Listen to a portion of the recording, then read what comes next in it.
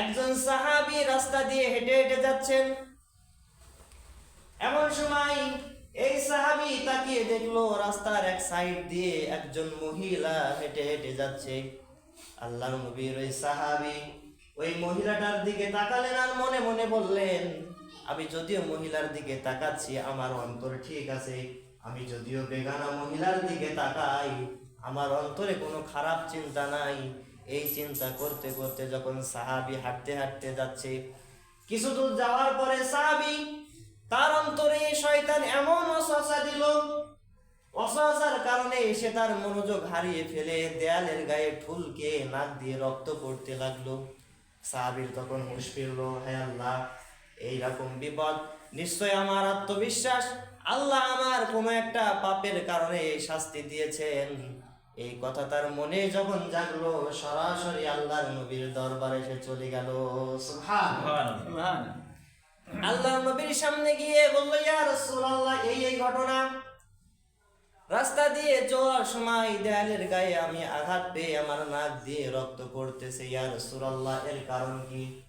আল্লাহর নবীর কাছে আল্লাহ আয়াত নাজিল করে দিলেন, কুল্লিল মুমিনিনা ইয়াগুদ্দু মিন আবসারিহিম ওয়া ইয়াহফাজু ফুরুজাহুম।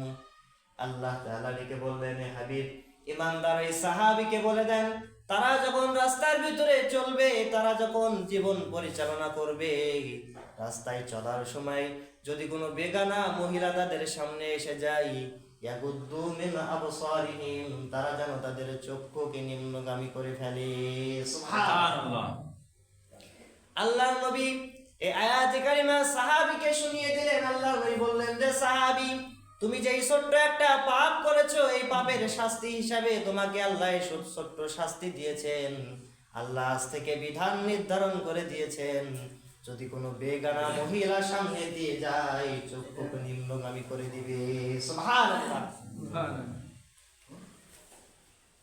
এই আয়াতে কারিমার শেষে আল্লাহ বলেন, ওয়া ইয়াহফাজু ফুরুজাহুম, তোমরা তোমাদের লজ্জা স্থানকে হেফাজত করবে।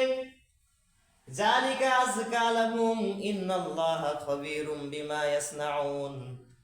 রে ঈমানদারেরা, শুনে রাখো, এটাই তোমাদের জন্য উত্তম পন্থা। আর আমি আল্লাহ তোমাদের অন্তরের ভিতর দিয়ে যে চিন্তাও করো, ওই চিন্তাও আমি জানি।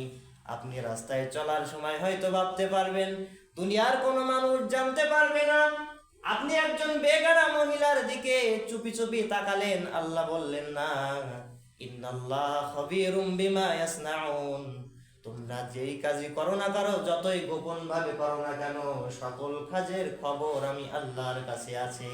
সুবহানাল্লাহ। তাহলে